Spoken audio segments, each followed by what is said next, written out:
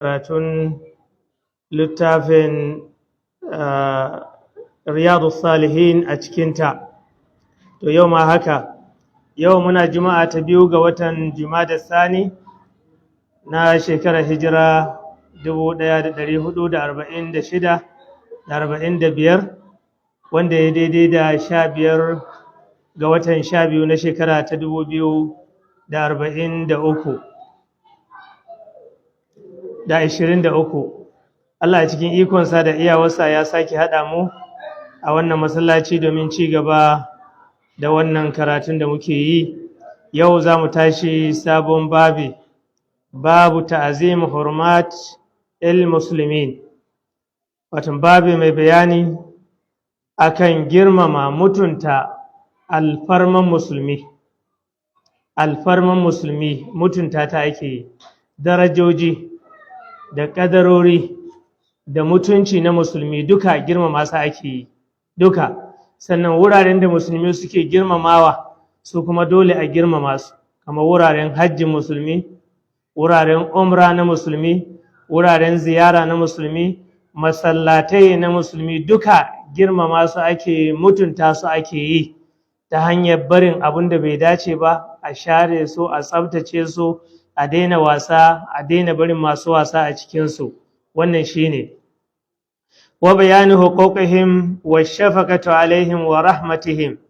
Sannan wannan babu yana bayanin haƙoƙin musulmi ga musulmi, yana bayanin kuma tausayawa musulmi su tausayawa musulmi junansu wa rahmatihim, da kuma su yi tausayi, su yi jinƙayinsu, su tausaya musulmi yan uwansu, kamar halayyar da ake musulmi su tausaya musulmi, masu kuɗi musulmi su tausaya ma talakawa wanda ba su da kuɗi, masu abin hannu, masu menene, kowa dai ya tausaya ma wani.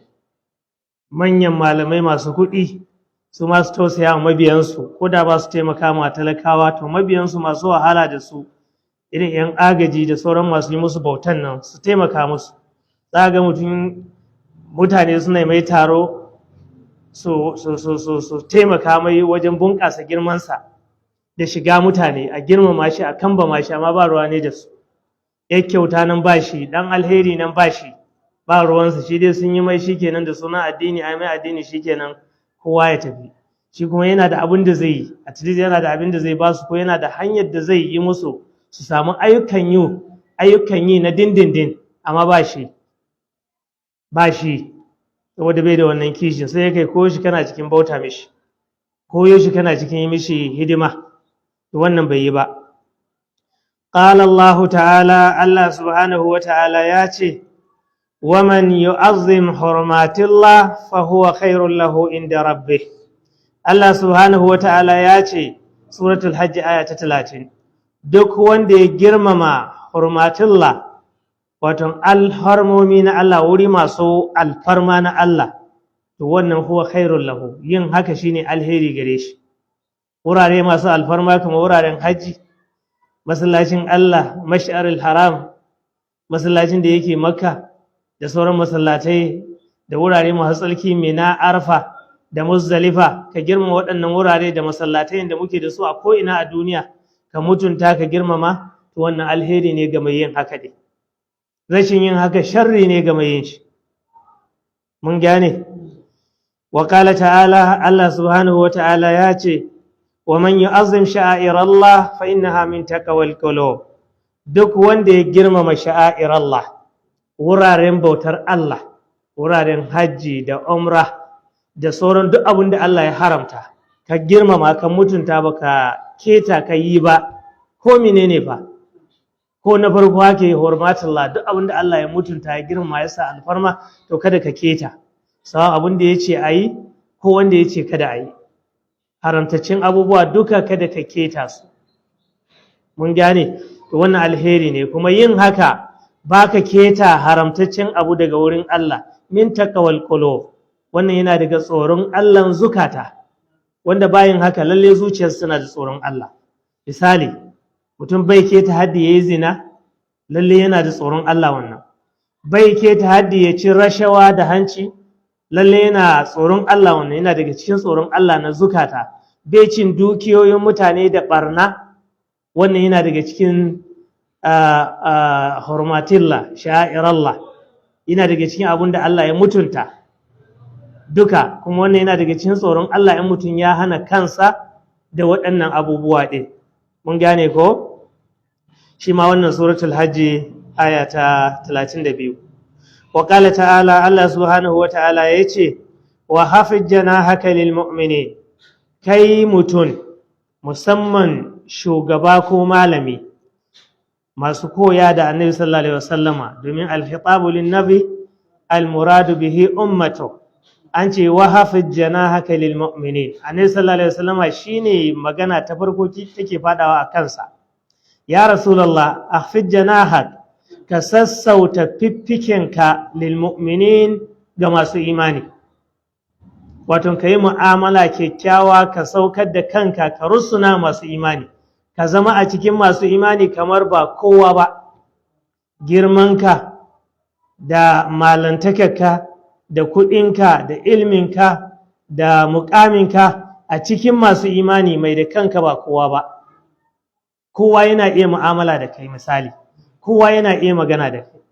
To haka ake so annabi sallallahu alaihi wasallama haka yayi, haka ake so mabiyan annabi sallallahu alaihi wasallama duka musulmi su ma su yi koyi da shi a irin wannan tabi'a din. Musun ya rusuna ma kansa a cikin mabiyansa, ya zama kamar ba kowa ba, domin so da yawa annabi sallallahu alaihi wasallama a cikin masu imani ake zuwa a tambaye wane ne annabi, sahabbai su ce gashi can shine wancan, sai an nuna shi, ba a ma gane shi, saboda ahfada janahahu lil mu'minin, ya sassautar da girmansa ga masu imani, bai ɗauki kansa ma'ana wani abu ba. Sama compare this with our malams today. Ka dibi ne malami, yadda malam saboda ya yi karatun arabiya yake doro, yana buɗawa, yana buɗe ƙirji, ya yi karatun arabiya ba ka yi karatun arabiya ba, shi kenan ya mallake ka, ya zama babba a kanka, shi kenan bai da wani abu. Kowace takarda bai da ta karatu na tsari, ko da nefa bil kila bai da ma, ko an ce ko da nefa bil a gidansa ma haka yake shan wuta, gwamnati ba ta amfanuwa da shi da komai. Sama sun yake wai ka bauta mai, doro yake, yana boko, yana faɗi, yana ɗaga kai kamar zai tashi sama, ko bai iyawa. Waye shi ko haka ba, shi dai babba ne, dole ka yadda. So mu sassauta kanmu, duniya ba komai bane malam, dole ka mutu, ka rike wannan, dole ka mutu, dole ka mutu tabbas. Kuma girman za a yi lokacin da baka zama kowa, ko an baka a raye, kayi naka lokaci ya wuce, ko ba a lokaci ana tayin, mutum yana cikin lokacin, so wani lokaci kuma bai cikin lokacin nasu. So haka abubuwan suke, saboda haka mu kawai mu yi koyi da annabi sallallahu alaihi wasallam, mu sassauta janahana alal mu'minin, fiffiken mu ga masu imani. Hajar 88.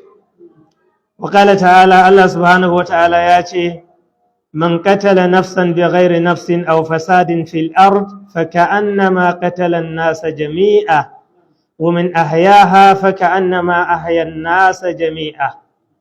Allah subhanahu wa ta'ala ya ce, duka mutumin da yake ya kashe rai bighairi nafsin, ba tare da ran ta kashe rai ba, kawai sai je ya kashe ta. Kuma Allah ya haramta kashe rai, mun sani ko? Ya haramta, haram ne ka kashe rai. Ram da bata taba, bata ji, bata gani ba, ka kashe ta haramun ne, kawai sai ka zo ka kashe rai. Mun gane, aw fasadin fil ard, ko mutum yayi banna a cikin ƙasa, yayi fasadi. Mun san dai fasadi, banna ko da alfasha, ko wace irin banna da yake cikin ƙasa duk ta shiga a wannan. Fa ka'annama qatala an-nasa jami'an, hukuncinsa kamar mutumin da ya kashe dukan mutane. To wanda ya kashe dukan mutane menene hukuncinsa? Ai Allah da ya san hukuncinsa dada. Wanda ya kashe mutane ka annama qatalan nasa jami'an, kamar ya kashe mutane, me hukuncinsa? Ya kashe mutane duka. Yanzu misali, ya za ka kashe mutane? Yanzu manyan ƙasashe da suke da irin makaman ƙare dangi, makaman da ake kira mass destruction, masu hallakar da kowa da kowa, to idan za su saki yanzu ga saki kowa ya mutu menene hukuncinsu irin Rasha, America, Israel, Faransa, Birtaniya, British da sauran wannan kasashen da ake cewa suna da nukiliya. Ya za ka gani in sun sake kowa ya mutu, inda sun ce in sun sake kowa zai mutu, kamar yadda suke faɗa a bakinsu. To me yi hukuncinsu? Allah ya san da hukuncin su ka annama qatalan nasu jami'a. Kamar mutum hukunci kamar wanda ya kashe mutum duka, wanda ya kashe rai. Wanda ya kashe duka zunubin yayi yawa, aikin yayi yawa. Mun gane ko? Wa man ahyaha, sannan wanda ya rayar da rayuwa rai bai kashe ta ba. Faka annama ahyan nasa jami'an, haka yake shi ma kamar ya rayar da mutane duka. Zai samu lada. Kamar mutane ya rayar da su duka. In zai yi rayar da su duka, in zai yi kashe su duka shi ma a wancan. Mun gane, haka yake kamar ya rayar da mutane baki ɗayansu dukansu. To, menene ladan wanda ya rayar da mutane dukansu? Ai, kaga abun yayi yawa, in kan rayar da rai. Yanzu ɗan fashi ne misali, amma ku misali a fili-fili zai to wace, in kashe ka ba a komi, ya ce a kawo kuɗi ko in kashe shi, ko ba haka yake cewa ba, kuma in ba a kawo kuɗin ba ya kashe shi. To kaga in musulmi ne faga annama qatalan nasa jami'an, kamar ya kashe hukuncinsa kamar ya kashe mutane duka. Mun gane, in kuma ya ce zan rayar da kai misali ya kamata in kashe ka, amma dai ila saboda kaza wasu dalilai kawai sai ya ce amma na suke ka, shi ma kamar ya rayar da mutane dukansu, za a ba shi lada kamar haka ne. Mun gane, wato mutuwa da rayuwa duk ga hannun Allah suke, amma ya samu su asbab, sababi. Mun gane, sababin da yake tana faruwa sai ajalinka ya fada ciki. Wata abin da ke cewa kamar yadda nake bayani kullum, kashe rai kamin lokacinta da rayar da rai ta kai zuwa ila ajalin musamman. Ila Allah ya ɗeba ma misali za ka yi shekara 80 ko 80 da wani abu, to in baka yi abun da za a kashe ranka ba lallai za ka yi 80 ɗin, amma misali in ka yi abun da za a kashe ran ba za ka yi 80 ba. Misali sai ka kashe rai kuma da ganganci, kuma masu ra suka ce ba su sandiya, abinda a hukuncin ka idan akwai shari'a shine a kashe. Mun gane, ko ka yi aure sai ka yi zina, in ana hukunci da shari'a abinda a hukuncin ka a kashe ka. Sai yasa ma kake jin mutane masu ilimi ko masu hikima suna cewa ai wanga mataccen shari'a ne, saboda yayi abun da ya kamata a kashe shi, amma saboda ba a shari'a yana nan yana yawo da ransa, yana abubuwansa da ransa saboda babu shari'a. Mun gane, amma ga shari'a mataccen ta ne. Ko haka mutumin da ya yi lewaɗi shi ma hukuncinsa a kashe shi. To kaga waɗannan suna hana ajalinka zai rataye gare su. Li kulli ajalin kitab, kowane ajali yana da abin da aka rubuta mishi. Kowane ajali akwai abin da aka rubuta mishi. Saboda haka in mutuwa ka ta kai baka yi abin da aka kashe ka ba, za ka zarce ka yi ta tafiya har zuwa lokacinka, amma an ga abin da zai yi terminating na life ɗinka shikenan za a yi terminating na life ɗinka before the time. Saboda haka Allah subhanahu wata'ala ya bayyana wannan ƙarara, ya ce mi, ya ce ma Annabi sallallahu alaihi wasallam afa in qutila afa in mata aw qutil in qalabtum ala aqabikum. Qutil in mata aw qutil, in ya mutu mutuwa ta Allah da Annabi kamar yadda Hausa suke ce, aw qutil ko an kashe shi, duk mutuwa ce ta Allah ga hannun Allah, amma kowane daban yake. Mun gane, ta yi a kashe shi wurin yaƙi, ta yi kuma lokacin nashi ya ja. Annabi sallallahu alaihi wasallam lokacinsa ya ja aka kashe shi, ya rasu lokacinsa ya ja ya rasu, ba a kashe shi wurin yaƙi ba ko, amma an kashe sahabbai da yawa. Mun gane, to Allah ba ya son terminating na life before the time, ka kashe mutum Allah ba ya so, ya haramta, wa yaqtuluna an-nafs allati harrama Allah illa bil haqq, Allah ya haramta wannan. Saboda haka Allah ya ce a wurare da dama, misali Allah ya ce wa izal mau'udatu su'ilat bi ayyi zambin qutila, me tai aka kashe ta, ai Allah yake karɓar rai amma shi yake tambaya me tsayi qutilat aka kashe ta before the time ya kamata a bata suka kashe ta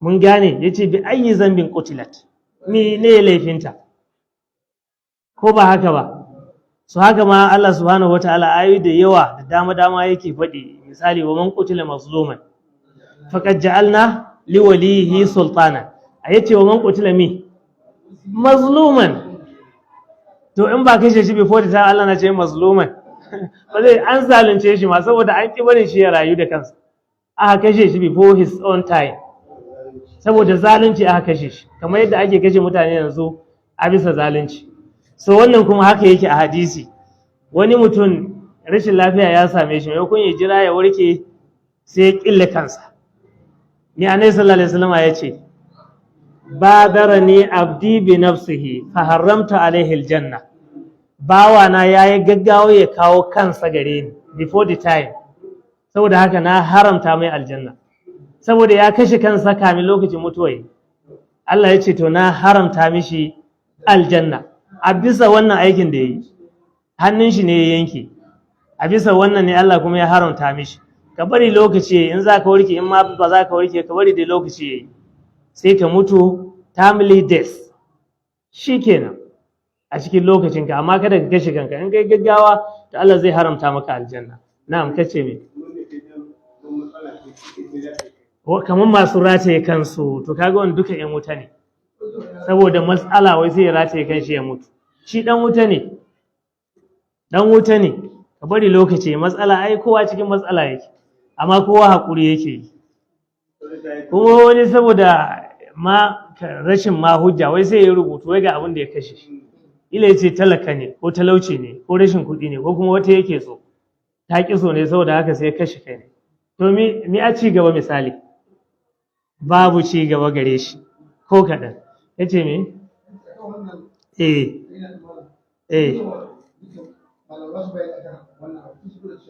ba su yi saboda ba su fahimci haka ba sai ya samu abin bayyane yake wato bari in ƙara fito muku bayani duk inda ka ji Allah ya sa shari'a to wani adda hannu wajen kashe mun gane kuma katal ake ce masa sai yasa Allah ya ce annafsu bin nafs ko kashe rai a kashe shi ko kashe shi shi ma wannan kawai ya ishe ka hujja bi yadda ya hana ma rayuwa shi ma a hana mishi rayuwa walakum fil qisas hayatun ya ulil albab to in babu qisas to babu hayat kun gane in ya cire ijiya a cire ijiya komai ya cire yadda ya duka a yi mishi wasinnu bisin komai yayi a yi mishi haka na'am alaikum assalam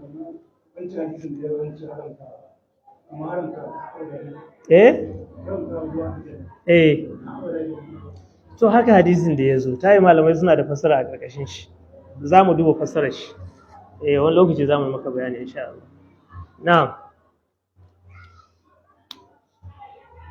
to a mu tsaya na ji an kira sallah kawai haka ba darasin yana da muhimmanci so saboda haka ubangiji ya sa shari'a ai saboda kada wani ya taba wani kawai ya ce Allah ne ya ce kaddara ne Allah haka ya hukunta Allah ya sa shari'a in ya hukunta ka kashe shi gaskiya ne hukuncin Allah ne qada Allah wa qadarihi ne kai ma ya hukunta a kashe ka to kai imani da kaddara Allah gare shi kace kaddara shi kai baka imani da kaddara Allah ga kanka ba bai yiwa saboda haka dole kaddara duk guda ce yadda kai imani da taka shi ma tashi kaddara sai kai imani da ita shikenan qada Allah wa qadarihi hukuncin Allah ne da kaddararsa so anan ya kamata mu tsaya da wannan karatu sai wani lokacin Allah mai kowa mai komai ya nuna muna sai mu dora daga inda muka aje haza wa subhanakallahumma wa bihamdika ashhadu an la ilaha illa anta astaghfiruka wa atubu ilaik wa sallallahu wa sallim wa barik wa an'im wa akrim على نبينا ورسولنا محمد وعلى آله وصحبه وأنا معهم برحمتك يا أرحم الراحمين السلام عليكم ورحمة الله